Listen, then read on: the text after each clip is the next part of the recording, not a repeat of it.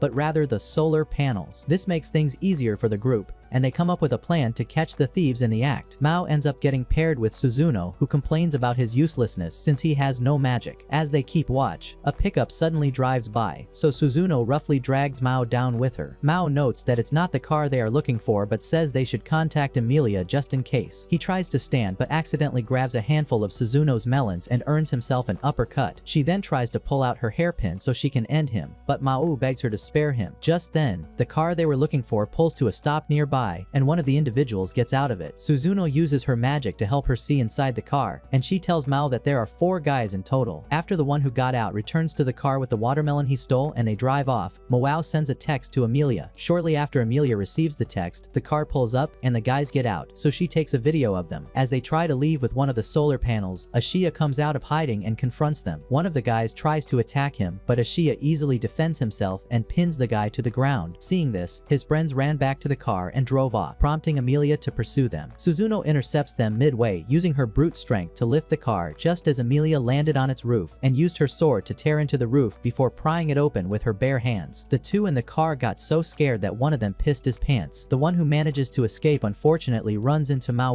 who transforms into his demon form and puts the fear of God back into the guy. By the time Kazuma and Chiho arrived at the scene, the police were there, gathering information from Mao's group about what had transpired. Days later, after they returned to the city, Mao's household received a package containing several watermelons and plenty of vegetables from Chiho's family. Emilia also receives a package, and while she's sorting it out, she hears the news about the theft case on the television. This makes her recall the conversation she had with Suzuno before they returned home. They had wondered how Mao transformed, and Suzuno speculated that Mao had siphoned some demonic power from the local relics at the Kappa Museum to temporarily regain his Devil King form. Back in the present, Emilia receives a phone call from Emirata, who asks if she has made contact with her mother. Emilia is surprised by this information, as she never knew her mother and wasn't even sure the woman was alive. Intrigued, Emirata tells her about a particularly weird woman she met, and says she's certain that the woman is Emilia's mother. Emilia keeps thinking of what Emirata said even while she's at Suzuno's place, so Suzuno, noticing that she's troubled, asks what the issue is. Before Emilia can respond, they are interrupted by the shouts coming from Mao's apartment. Immediately, they rush over there believing that they are under enemy attack. However, they are surprised when they discover that the commotion was caused by an argument between Mao and Ashia about getting a television. Ashia tries to convince Mao that they do not need a television, but Mao refuses to listen. Mao says that he didn't insist on getting one before, because the refrigerator and washing machine were their top priority. However, they now have some extra money thanks to the jobs they took, and he was ready to buy a television. Ashia asks why he's so determined to buy a television, and Mao says it's because Emilia has one, revealing that he also wants to watch television with Emilia. Understanding his plight, Ashia suggests they contact their real estate agent and ask if the television is included in their lease. He says if it's not, then they will not discuss the issue again. But Emilia speaks up, saying her building's rent included the television fee. This makes Ashia call her a blabbermouth because he had wanted to trick Mao into giving up on the idea. But now, thanks to her, his plan has failed. Ignoring Ashia's admission, Mao asked what the budget limit for a television is. Ashia does some calculations and, after summing up all the extra money they made from their part-time jobs, concludes concludes that it is 20,000 yen. He hopes this will discourage Mao, but the Demon Lord laughs and reveals that he has a point card which has accumulated over 6,000 yen, much to Ashiya's dismay. That night, Emilia walks home with Suzuno and Chiho because Suzuno decided she also wants to buy a television and wants to see the one Emilia has, so she can know the type to buy. As they walk, Chiho asks Emilia if she wishes things could remain as peaceful as they are, and Emilia says she doesn't mind. This makes Chiho repeat what she said to Mao about everyone being happy together, and Emilia tells her that it's only possible in her dreams. At the train station, Emilia and Suzuno reflect on what Chiho said about happiness while waiting for the train. Emilia wonders how long their peaceful life will last, and Suzuno tells her that they may end up doing something that opposes their mission, like protecting Mao. On the train ride to Emilia's apartment, Suzuno explains what she meant when she said they will have to protect Mao. According to her, now that the demons are aware that their king is alive, they may try to convince him to rebuild his army. She said that if that ever happened, Mao wouldn't have the heart to refuse them and would return to the demon realm. Understanding what she meant, Emilia asks if she's accompanying Mao to the mall because she wasn't supposed to keep watch over him. Suzuno says it is, but adds that she truly wants to purchase a television so it will be a win-win situation for her. She tells Emilia that she doesn't mind that they are living in a comfortable bubble, and says she wasn't to enjoy it while it lasts. Just as Emilia warns her that hanging out with Mao and Ashiya will be boring, her phone vibrates with a call from Rika. When they get to her apartment later, Emilia goes to the balcony to speak with Rika on the phone. Rika is nervous and makes her promise not to laugh before asking what kind of clothes she thinks Ashiya likes. This question leaves Emilia dumbstruck, but she eventually responds that Ashiya likes cheap clothes since he's always trying to save money. Rika then clarifies that she wants to know what kind of clothes Ashiya would like to see on a woman. Before Emilia answers, she inquires about Rika's motivation, to which Rika flusteredly admits that Ashiya asked her to go shopping with him. On the day of the shopping trip, Mao speaks with Ashiya about why he invited Rika along, and he explains that it is because she's knowledgeable about modern-day Japan and its technology. Later, as Mao, Ashiya, and Suzuno leave their apartment, they don't notice Gabriel approaching the place. Meanwhile, Emilia is at work, but she's emitting so much negative aura that her co-worker Maki asks if she's been arguing with Rika lately, noting how flustered Rika appeared the other day, leading her to take the day off. This remark causes Emilia to have a couple of outbursts as she imagines Rika on a date with Ashiya. Her outburst prompts her superior to suggest that she leave work early, so Emilia decides to go looking for the shards of Yesod. Back at Mao's apartment, Gabriel visits Lucifer, who isn't too pleased to be in the same space as him. Gabriel helps himself to the things in the fridge and then asks Lucifer why he chose to work for Mao after falling from heaven. Lucifer answers that it was out of boredom, which piques Gabriel's interest as his reason for visiting was to learn more about Satan. Lucifer tells him to question Mao himself, but Gabriel clarifies that the person he's asking about is the legendary Demon King Satan and not Mao. After hearing this, Lucifer dismisses his words and returns his attention to his laptop, making Gabriel complain. Soon, a discussion about Gabriel's status as a NEET begins, and after that, Gabriel asks Lucifer to tell him about Satan's treasures. Surprised, Lucifer asks how that relates to his mission to collect the Yesod shards, and Gabriel admits he has been removed from that case. Elsewhere, Emilia buys a vial and puts the shard she got from Mao inside it so she can use it to locate the other piece. While staring at it, she recalls how her conversation with Emirata shifted from her mother to the war, which had broken out because of the Ebzahan Empire. According to Emirata, there were rumors that the Ebzahan Empire had demons among their ranks. Emilia told Emirata that she would return to help, but Emirata asked her not to, stating that doing so would undermine her credibility as a hero. Emirata also mentions that Layla is in Japan, and Emilia questions how she knew she was her mother. Emirata explains that she spent some time with Layla, and when she disappeared she left a note thanking Emirata for being her daughter's friend. Back in the present, Gabriel receives a list from Lucifer detailing the treasures Satan possesses. As he prepares to leave, Gabriel informs Lucifer that the angel known as the Watcher is around, which shocks him. When Lucifer starts questioning the Watcher's presence in Japan, Gabriel ignores the question and gives him his phone number, asking him to call if he remembers another treasure. On Emilia's side, she infuses divine energy into the Yesod shard and begins following the light emitting from it. Elsewhere, Chiho walks home with her classmate Kao, and when she mentions that Ashiwa and Mao are out shopping together, the girl mistakenly assumes that they are a couple. Upon arriving home, Chiho goes to watch television, but as she turns it on, a bright light suddenly comes from it, causing her to pass out. Meanwhile, Rika applies a fresh coat of lipstick in the bathroom before going to meet Ashiya. She is disappointed to see that he isn't alone, but since he's an oblivious idiot, he doesn't notice and gives her the souvenirs he bought in and Chiba. After taking them from him, Rika asks what the purpose of their shopping trip is, and Suzuno and Mao tell her that they want to buy a television, while Ashiya says he needs her help to buy a phone. Rika says she has no problem helping Ashiya pick out a phone, but tells Mao and Suzuno that she isn't very knowledgeable about televisions. Ashiya is sure that she's knowledgeable enough because she has purchased one before. Rika then says she wants to upgrade to 4K soon, prompting Ashiya to ask what she means by that. Hearing that Ashiya doesn't even know what 4K means, Rika suggests they go to a restaurant to eat and discuss their plans before heading to the electronics store. They go to a udon restaurant which offers low prices for their meals, and Ashiya is impressed since he's more of a cheapskate than Mr. Krabs. While eating, Suzuno praises the udon and says it is absurd that they sell it at such a low price. Rika then asks what kind of televisions they want to buy, and Mao says he doesn't care as long as he can watch shows with it. Hearing this, Rika asks what his budget is, and he proudly states that it is 26,000, 2,000, 2,229 yen. She finds this oddly specific, so Ashiya explains that it is because they are broke. When she asks Suzuno for her budget, the girl tells her that it is 70,000 yen, and Rika assures her that she will get a good set with that. Suzuno is happy about this, and thanks Rika for helping since she doesn't know much about electronics. The next moment, she gets up to go order another plate of udon, but stops when she notices a man with an afro at the counter. The man is trying to request a fork, but because he's speaking English, the staff doesn't understand him. Seeing this, Mao steps in and speaks Japanese on the man's behalf to clarify his request to the staff, and the man thanks him. Outside the restaurant later, the man calls someone on the phone and complains that the person led him astray. This was because whoever was on the other side assured him that English was the country's language when it wasn't. He then tells the person that he got a lead on what he was searching for, but when he got there, he ran into a girl who reacted dramatically to seeing him. Before hanging up the phone, he tells the person that he is going to start his second job of the day. Elsewhere, Amelia continues to follow the light from the Yesod shard, hoping it will lead her to Layla. Surprisingly, it leads her to a hospital, where she meets Chiho's mother, who informs her that Chiho has been hospitalized there. Shocked, Amelia follows the woman to Chiho's room and sees the girl lying in bed. Meanwhile, Mao and his friends visit the electronics store to buy the televisions, and Rika suggests that Ashiya approach a salesperson with Suzuno so they can get a discount for buying too. This plan excites Ashiya, who gratefully thanks Rika, causing her heart to race when he takes her hands. Mao then approaches Rika, snapping her out of her daze, and directly asks if she has developed feelings for Ashiya, prompting her brain to overload. Sometime later, Mao sits at a table with Suzuno while Ashiya and Rika shop for a phone. The two discuss Rika's feelings for Ashiya, and when Mao explains how he asked Rika about it, Suzuno punches him in the face and scolds him for being a clueless fool. When she finally lets go of him, she points out that, unlike Chiho, Rika doesn't know the truth about them, and because of that, it isn't advisable for her to get closer to Ashiya. Mao disagrees and argues that they should be honest with Rika about their backgrounds, highlighting both the pros and cons of being transparent, but Suzuno doesn't share his opinion. As Mao continues his conversation with Suzuno, Ashiya and Rika talk about his relationship with Suzuno. Ashiya tells her that their relationship is complicated, but says he hopes he can tell her all about it someday. Feeling a bit bummed out, Rika suggests they come back together another day to purchase a phone, and Ashiya happily agrees. Suddenly, all the TV screens in the store explode, causing everyone to worry. Mao instructs Ashiya to escort Rika back to her apartment. After they leave, Mao tells Suzuno they should contact Amelia, but is surprised when she calls Suzuno to tell her that Chiho has contracted magical poisoning and is in a coma. Immediately, Mao and Suzuno go to the hospital to see Chiho, and while there, her mother tells them how she came home and found her unconscious. Ashiya arrives shortly after this, and as they sit outside Chiho's room, Suzuno does some calculations. Amelia tells Mao about how the shard led her to the hospital, and as they are trying to figure out what it had been reacting to, Chiho's mother comes to tell them that she's stepping out. After she leaves, Suzuno finishes her calculation and explains that Chiho's coma was brought upon by a sonar pulse that someone had set off. Just as she says, she isn't sure what the pulse was directed at, the television in the room suddenly breaks the same way the ones at the store did. They immediately rush to check on Chijo, and on the way, Suzuno explains that it was a sonar pulse that caused the television to break and also made Ashiya and Mao's hair stand on end. Lucifer soon joins the group, and he tells them about the Watcher being around, adding that the Watcher is the one responsible for the sonar pulses. When they were all gathered in Chiho's room, he revealed that Gabriel is searching for the legendary Demon King Satan's treasures, and Mao wondered why that is. The conversation soon shifts to Reguel, the Watcher, and Lucifer reveals that Reguel's job is to declare final judgment. This makes them speculate what the angel's true mission is, and Amelia says they are probably searching for her mother. mother. After Chiho's mother returns, the group moves outside as Lucifer explains the tasks of a watcher. He also shares that Raguel was once paired with Mitsuki, and after he explains everything he knows about Raguel, Mao asks Emilia and Suzuno to help them fight Raguel to avenge Chiho. The girls readily agree, and when Alas awakens from her nap, Mao asks if she wants to go with them, and she says yes. Meanwhile, inside the hospital, Lila visits Chiho in her room and places her ring on Chiho's finger, stating that she will one day become the mother of a new Dea. To pinpoint Raguel's location, the group climbs to the top of a tall building with a clear view of the two broadcast towers in the city. Lucifer suggests that Emilia set off a sonar pulse so they can locate him, but she rejects the idea, saying she doesn't want to deal with angry customers whose phones blew up the next day at work. Instead, she proposes that they split up and search the towers, and after choosing a tower, she uses her divine boots to head towards it. Since they didn't have any powers, Mao and Ashia took public transportation to their designated tower. Upon arriving at their destination, Mao and Ashia discuss how best to ascend to the top of the tower. Meanwhile, Emilia finds herself at the other tower, but discovers that Raguel is not there. Instead, Gabriel drops in on her. After a brief confrontation, Emilia demands to know Raguel's whereabouts. Gabriel tells her that Raguel isn't there and says he was merely maintaining his sonar waves. He then offers to share some intriguing information that Emilia might want to hear. At Mao and Ashia's tower, they begin to tire as they walk up the stairs, while Lucifer and Suzuno keep watch from their building. Lucifer soon gets bored and tells Suzuno to set off the sonar pulse to hasten the search. Back at the hospital, Chiho awakens from her sleep and receives a phone call from an unknown person who reveals that her ring contains a shard of Yesod. At Emilia's tower, Gabriel continues to talk with her about the interesting information he has while sipping on a can of coffee. Emilia then asks why her mother is being hunted, and Gabriel responds that heaven is on the verge of splitting in two. Surprisingly, it is because of Emilia, as her existence as a child of an angel and a human was designated a heavenly crisis. They don't want to risk the world finding out that angels aren't any different from humans. Additionally, Gabriel informs her that Layla isn't the only target since her father, Noor Justina,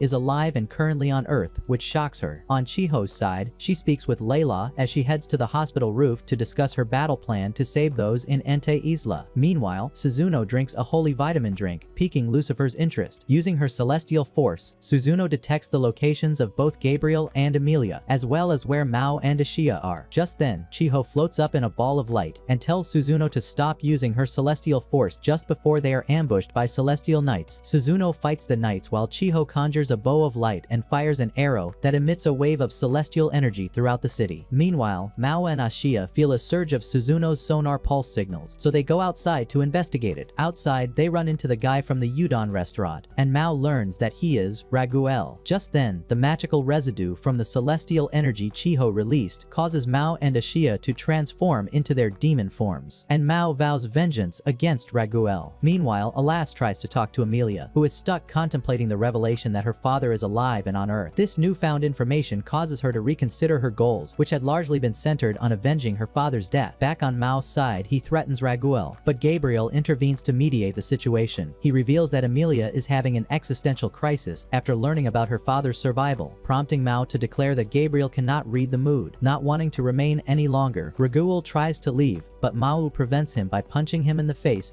and chastising the angel's motives. Raguel eventually manages to escape, and when Mao attempts to pursue him, Gabriel stops him. At the same time, Alas manages to uplift Emilia's spirits after listening to her question and doubting herself. As Mao continues to battle Gabriel, Ashia joins him in the fight. However, Gabriel still holds the upper hand. Just then, Raguel's screams are heard as he falls, and when they look up, they see Emilia, who doesn't hesitate to join them to fight against Gabriel and his clones. At some point, she is overwhelmed by the clones, but Mao intervenes. He then restrains the original Gabriel long enough for Emilia to launch a successful attack against him. As Gabriel falls, Raguel regains consciousness and demands that the demons and heroes stand down, as heaven's future hangs in the balance. Suddenly, Chiho shoots an arrow into Raguel's back, causing him to lose his celestial powers. Realizing that they have been defeated, Gabriel flees the scene with Raguel, using his celestial powers. Emilia tries to speak to her mother, but the woman says there's there's no time. She then instructs Chiho to fire an arrow that lifts the barrier surrounding the area, halting the dispersal of magic and returning Mawu and Ashia to their human forms. The following day, Mawu visits Chiho at the hospital to discuss her interactions with Lila the day before. While they talk, Chiho reveals that there are memories in her head which do not belong to her. These memories show her a young demon who seems very sad, staring at the sky. As Mao listens to her, he realizes that someone else is speaking through her and demands to know who she is. The person asks how he can forget her, making him realize it is the angel who saved him years ago. She reveals that her goal is to restore all the realms to their true forms and says it is no coincidence that he came to Earth. Confused, Malu continues questioning her, but she keeps talking and tells him that he has to find Ente Isla's Dial and restore the world to its original form. Shortly after saying this, Chiho regains control of her body, and Mayu tells her to keep Lila's ring as a good luck charm.